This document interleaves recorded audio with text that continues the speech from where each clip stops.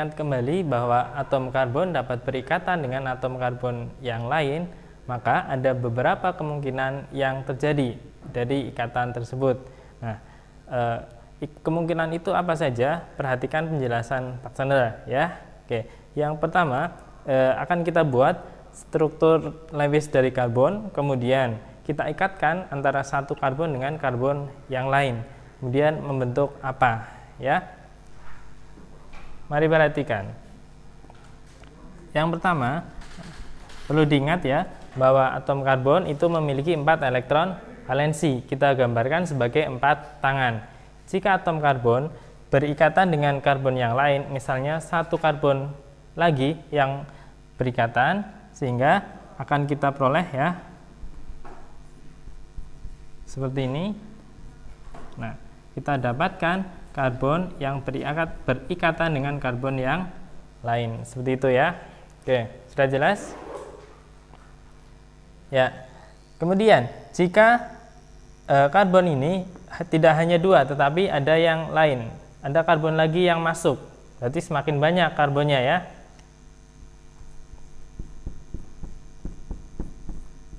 Nah, seperti ini. Nah, nanti apa yang dapat kita amati dari semakin banyaknya ikatan karbon yang terjadi? Saya contohkan lagi ya. Jika karbonnya seperti ini,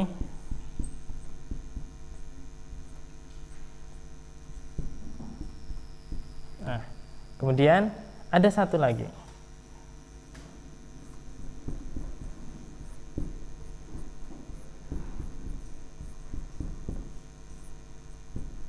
Ya. Jika kita amati, itu ada yang pertama, karbon yang pertama, kita perhatikan karbon yang di sebelah kiri itu mengikat berapa atom karbon yang terdekat. Nah, hanya terdapat satu atom karbon. Oke, maka kita tuliskan di sini atom karbon yang ini mengikat satu atom C lain yang terdekat. Begitu ya.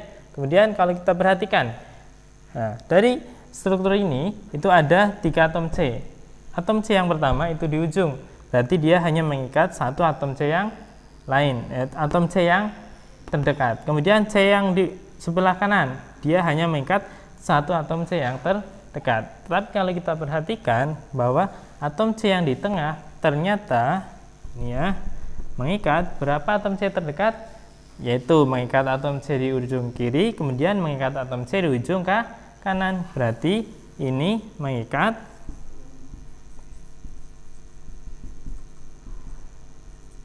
dua atom C lain, itu ya, mengikat dua atom C lain yang terdekat. Baik. Nah,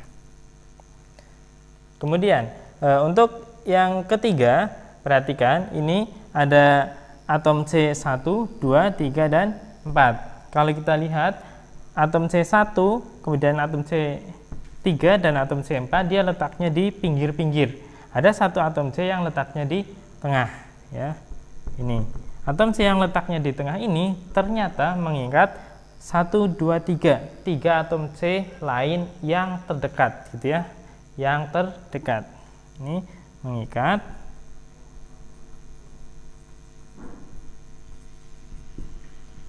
tiga atom C lain yang terdekat. Nah, kemudian ada satu lagi struktur di mana di struktur ini ya terdapat 4 atom C yang di pinggir, kemudian satu atom C yang di tengah. Nah, satu atom C yang di tengah ini ternyata mengikat 4 atom C di sekitarnya, itu 4 atom C yang terdekat tentunya ya. Ini mengikat 4 atom C lain yang terdekat. Nah, dari kenyataan-kenyataan ini maka perlu diperhatikan ya bahwa atom C yang mengikat satu atom C lain terdekat, kita sebut sebagai atom C primer. Diingat-ingat ya anak-anak, ini namanya atom C primer. Ya. Gitu. Nah, kemudian yang kedua, atom C ini yang ada di tengah mengikat dua atom C lain yang terdekat, maka kita sebut sebagai atom C sekunder. Ya, ini namanya C sekunder. Baik, ini anak-anak sudah jelas. Selanjutnya, yang ketiga, nah C ini mengikat tiga atom C lain yang terdekat. Kita sebut sebagai atom C tersier, ya.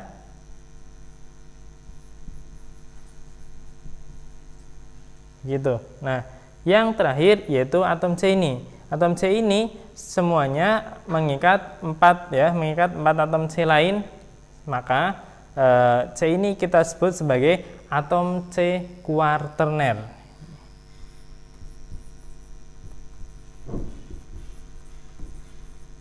Ya. Nah, diingat-ingat ya anak-anak jenis-jenis atom C. Yang pertama C primer mengikat satu atom C lain terdekat, C sekunder mengikat dua atom C lain terdekat, kemudian C tersier mengikat tiga atom C lain yang terdekat, C kuarterner mengikat 4 atom C lain yang terdekat. Begitu anak-anak, sudah jelas mengenai jenis-jenis atom C sekunder, C primer, sekunder, tersier, dan kuarterner. Baik, kalau sudah jelas maka perhatikan contoh soal berikut.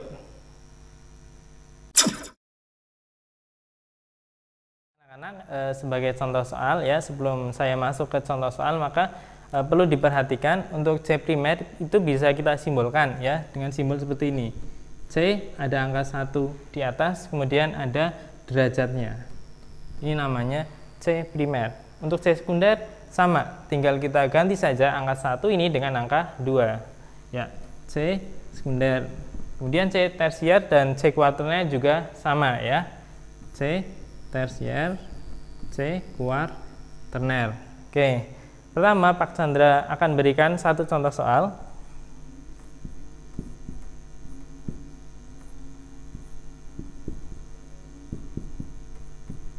Nah, perhatikan struktur berikut.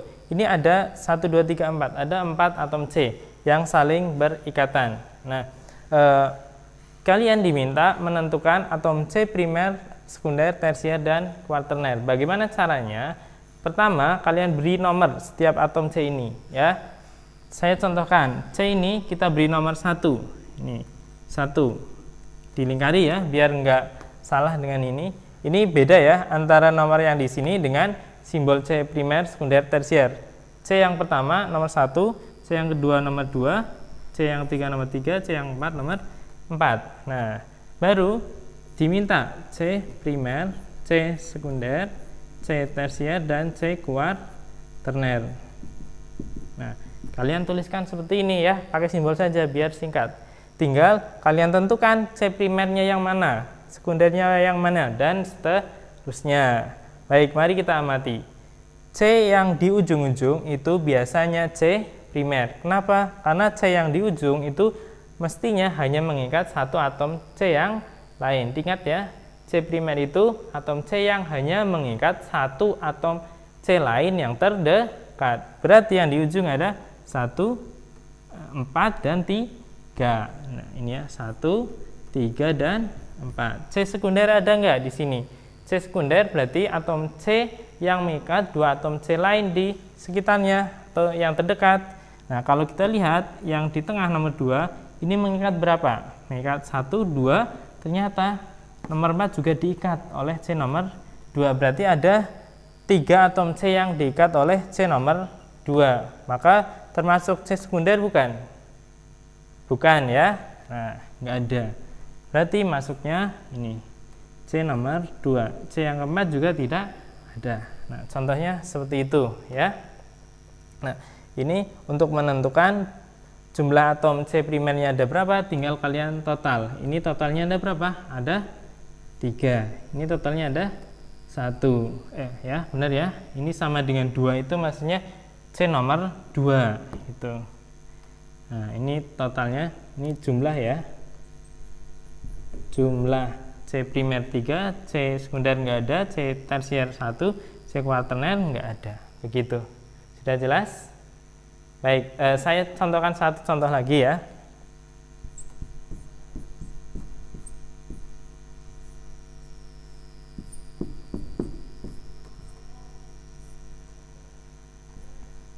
Ya,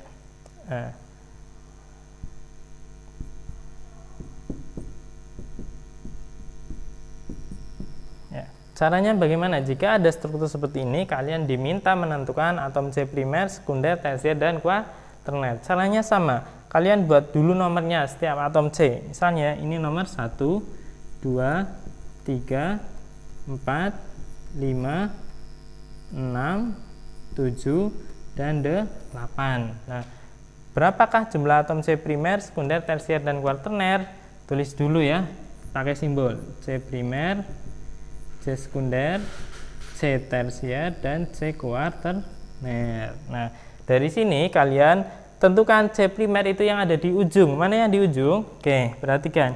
Ini ujung 1 ya. Kemudian tengah-tengah. Nah, ini juga termasuk yang di ujung ini. Karena nggak ada terusannya. Berarti 2.